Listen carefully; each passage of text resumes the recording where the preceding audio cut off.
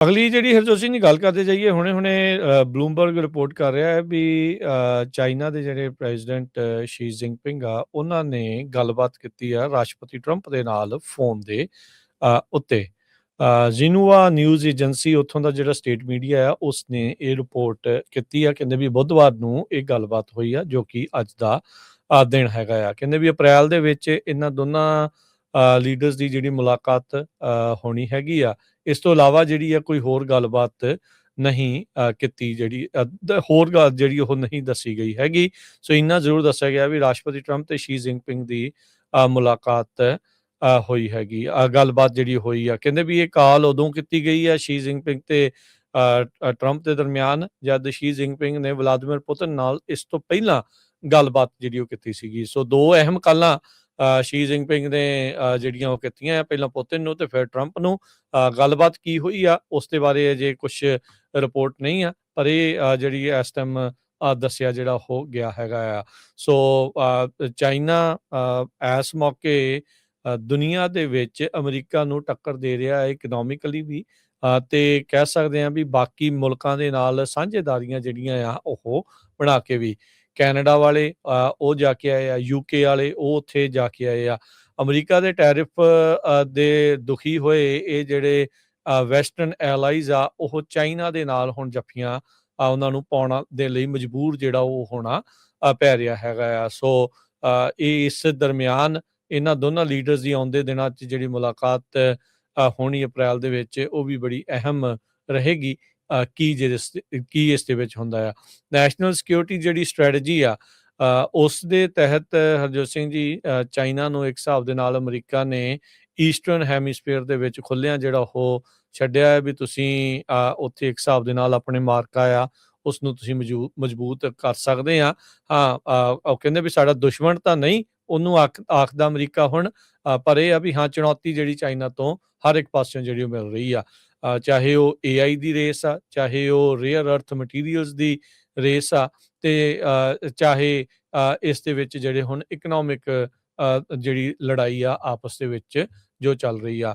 America ਦੇ ਨਾਲ trade ਵਾਰ ਹੁੰਦਿਆਂ ਹੋਇਆ ਵੀ ਚੀਨ ਦੀ ਜਿਹੜੀ GDP ਆ 5% ਗਰੋ ਕੀਤੀ ਆ, ਜੋ ਕਿ ਇੱਕ ਕਾਫੀ ਵੱਡਾ ਨੰਬਰ ਮੰਨਿਆ ਜਿਹੜਾ ਉਹ ਜਾ ਰਿਹਾ ਹੈਗਾ ਆ। ਸੋ ਆਪਸ ਦੇ ਵਿੱਚ ਕੀ ਗੱਲਬਾਤ ਹੋਈ ਹੋਊਗੀ ਉਸ ਦੇ ਬਾਰੇ ਹਰ ਇੱਕ ਜਣਾ ਆਪੋ ਆਪਣੀ ਕਿਆਸ ਰਾਈ ਜਿਹੜਾ ਉਹ ਲਾ ਰਿਹਾ ਹੋਵੇਗਾ, ਪਰ ਜ਼ਰੂਰ ਇਹ ਆ ਵੀ ਇਹ ਜਿਹੜੀਆਂ ਦੋ ਫੋਨ ਕਾਲਸ ਆ, ਅੱਜ ਉਹਨਾਂ ਦੀ ਜਿਹੜੀ ਚਰਚਾ ਉਹ ਚੱਲ ਰਹੀ ਆ। ਅਗਲੀ ਜਿਹੜੀ ਹਰਜੋਤ ਸਿੰਘ ਦੀ ਗੱਲ ਕਰਦੇ ਜਾਈਏ ਹੁਣੇ-ਹੁਣੇ ਬਲੂਮਬਰਗ ਰਿਪੋਰਟ ਕਰ ਰਿਹਾ ਹੈ ਵੀ ਚਾਈਨਾ ਦੇ ਜਿਹੜੇ ਪ੍ਰੈਜ਼ੀਡੈਂਟ ਸ਼ੀ ਜਿਨਪਿੰਗ ਆ, ਉਹਨਾਂ ਨੇ ਗੱਲਬਾਤ ਕੀਤੀ ਆ ਰਾਸ਼ਟਰਪਤੀ ਟਰੰਪ ਦੇ ਨਾਲ ਫ਼ੋਨ ਦੇ ਉੱਤੇ।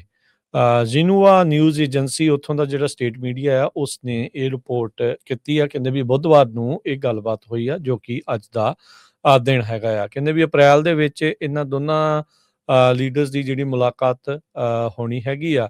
ਇਸ ਤੋਂ ਇਲਾਵਾ ਜਿਹੜੀ ਆ ਕੋਈ ਹੋਰ ਗੱਲਬਾਤ ਨਹੀਂ ਕੀਤੀ, ਜਿਹੜੀ ਹੋਰ ਗੱਲ ਜਿਹੜੀ ਉਹ ਨਹੀਂ ਦੱਸੀ ਗਈ ਹੈਗੀ। ਸੋ ਇੰਨਾ ਜ਼ਰੂਰ ਦੱਸਿਆ ਗਿਆ ਵੀ ਰਾਸ਼ਟਰਪਤੀ ਟਰੰਪ ਤੇ ਸ਼ੀ ਜਿਨਪਿੰਗ ਦੀ ਮੁਲਾਕਾਤ ਹੋਈ ਹੈਗੀ। ਗੱਲਬਾਤ ਜਿਹੜੀ ਹੋਈ ਆ, ਕਹਿੰਦੇ ਵੀ ਇਹ ਕਾਲ ਉਦੋਂ ਕੀਤੀ ਗਈ ਆ ਸ਼ੀ ਜਿਨਪਿੰਗ ਤੇ ਟਰੰਪ ਦੇ ਦਰਮਿਆਨ, ਜਦ ਸ਼ੀ ਜਿਨਪਿੰਗ ਨੇ ਵਲਾਦੀਮੀਰ ਪੁਤਿਨ ਨਾਲ ਇਸ ਤੋਂ ਪਹਿਲਾਂ ਗੱਲਬਾਤ ਜਿਹੜੀ ਉਹ ਕੀਤੀ ਸੀਗੀ। ਸੋ ਦੋ ਅਹਿਮ ਕਾਲਾਂ ਸ਼ੀ ਜਿਨਪਿੰਗ ਨੇ ਜਿਹੜੀਆਂ ਉਹ ਕੀਤੀਆਂ, ਪਹਿਲਾਂ ਪੁਤਿਨ ਨੂੰ ਤੇ ਫਿਰ ਟਰੰਪ ਨੂੰ। ਗੱਲਬਾਤ ਕੀ ਹੋਈ ਆ ਉਸ ਦੇ ਬਾਰੇ ਅਜੇ ਕੁਛ ਰਿਪੋਰਟ ਨਹੀਂ ਆ, ਪਰ ਇਹ ਜਿਹੜੀ ਇਸ ਟਾਈਮ ਦੱਸਿਆ ਜਿਹੜਾ ਹੋ ਗਿਆ ਹੈਗਾ ਆ। ਸੋ ਚਾਈਨਾ ਇਸ ਮੌਕੇ ਦੁਨੀਆ ਦੇ ਵਿੱਚ ਅਮਰੀਕਾ ਨੂੰ ਟੱਕਰ ਦੇ ਰਿਹਾ ਹੈ ਇਕਨੋਮਿਕਲੀ ਵੀ, ਤੇ ਕਹਿ ਸਕਦੇ ਹਾਂ ਵੀ ਬਾਕੀ ਮੁਲਕਾਂ ਦੇ ਨਾਲ ਸਾਂਝੇਦਾਰੀਆਂ ਜਿਹੜੀਆਂ ਆ ਉਹ ਬਣਾ ਕੇ ਵੀ। ਕੈਨੇਡਾ ਵਾਲੇ ਉਹ ਜਾ ਕੇ ਆਏ ਆ, ਯੂਕੇ ਵਾਲੇ ਉਹ ਉੱਥੇ ਜਾ ਕੇ ਆਏ ਆ।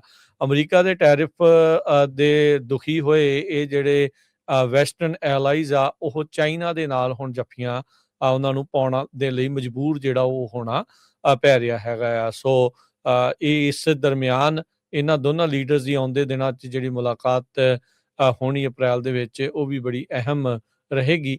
ਕੀ ਇਸ ਦੇ ਵਿੱਚ ਹੁੰਦਾ ਆ।